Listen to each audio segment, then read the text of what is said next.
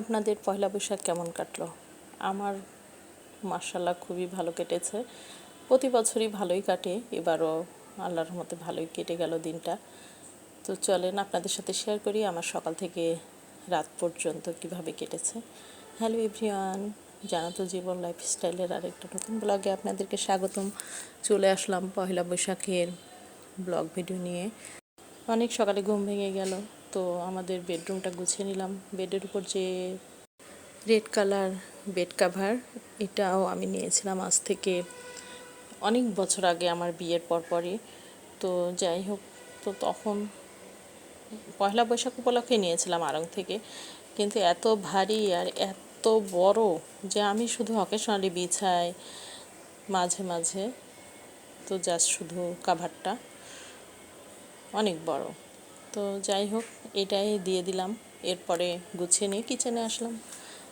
ইলিশ মাছ কেটে নিলাম, ভোর করে ভিজিয়ে রেখেছিলাম। এরপর একটু হলুদ লবণ মেখে কিছুক্ষণ ম্যারিনেট করে রেখে দিব। মাছ কাটার সাথে সাথে হলুদ লবণ মেখে এভাবে রেখে দেবেন, তাহলে কিন্তু খুবই টেস্ট হয়।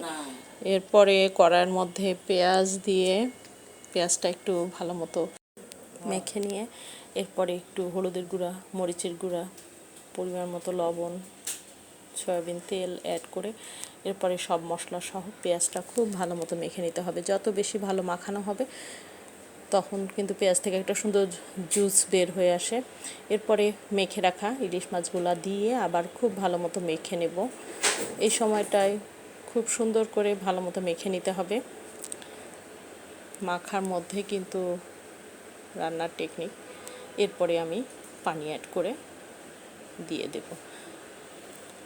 তো আমি যেহেতু ঝোল রাখবো, এই জন্য পরিমাণ মতো পানি অ্যাড করে দিলাম। এরপরে মাছগুলো সুন্দর করে সেট করে দিলাম।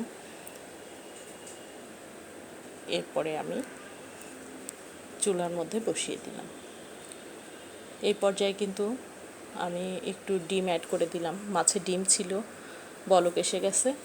এরপরে 6-7টা কাঁচামরিচ অ্যাড করে দিয়ে এরপরে ঢাকনা দিয়ে ঢেকে দিয়েছি। আমার মাছ কিন্তু রেডি। এদিকে আবার আমি ডাইনিং টেবিল ক্লিন করার জন্য চলে আসলাম। মিস্টার ব্রাশ আর টাওয়াল দিয়ে সুন্দরভাবে ক্লিন করে নিলাম। এরপরে নতুন ম্যাট কিনেছি, এই যে গামছা চেকের আর কিছু তালের প্লেসমেট।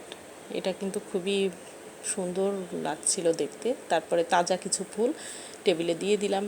এদিকে ইলিশ মাছ হয়ে গিয়েছে, এখানে কাঁচামরিচ পেঁয়াজ দিয়ে ভর্তা করে রাখা হয়েছে, আলু ভর্তা করে নেওয়া হচ্ছে সুন্দর মতো। মা এখানে মেখে নিচ্ছে। এরপরে ডাল ভর্তাও করা হলো। এরপরে দুপুরে টেবিলের খাবার দাবার সার্ভ করে দিয়েছি। আমি গরম ভাত রান্না করে ঠান্ডা করে তারপর পানি দিয়ে রেখেছিলাম। এরপরে সব একে একে ডাল ভর্তা, আলু ভর্তা, পটল দিয়ে চিংড়ি ভর্তা,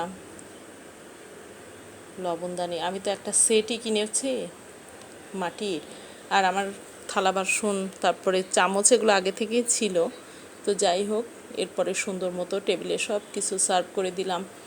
এই পর্যায়ে আমরা তো 4 জন একসাথেই খেতে বসলাম। মজার মজার সব খাবার, সেই সাথে আমার মা করেছিল পায়েস রান্না খেজুরের গুড়ের, এত টেস্ট হয়েছিল। এখানে 2 কেজি দুধ দিয়ে 2 মুঠো চাল দিয়ে করেছিল, ভীষণ মজা হয়েছিল খেতে। আর এখানে স্পঞ্জের রসগোল্লা নিয়ে আসছিল আমার হাজব্যান্ড। তো যাই হোক, মাছ প্রত্যেকটা খাবার এত টেস্টি। আমার হেল্পিং হ্যান্ড 2 জন ওরা ছিল, ওদেরকে খাইয়েছি। তো যাই হোক, এই ছিল আমার পয়লা বৈশাখের খুবই মজাদার আয়োজন।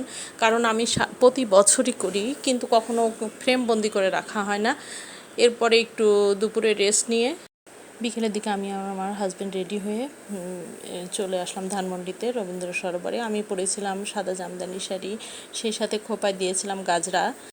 আগের দিন রাতের বেলায় আমরা এসেছিলাম ধানমন্ডিতে, তো তখন আমরা নিয়ে গিয়েছিলাম। এটা আমি ফ্রিজে রেখে দিয়েছিলাম, পরের দিন পড়েছি। তো যাই হোক, রবীন্দ্র সরোবর থেকে এরপরে ঢাকা বিশ্ববিদ্যালয়ে আসলাম। এখানে খুবই গানের সুন্দর প্রোগ্রাম ছিল, পয়লা বৈশাখ উপলক্ষে খুব সুন্দর করে সাজানো ছিল।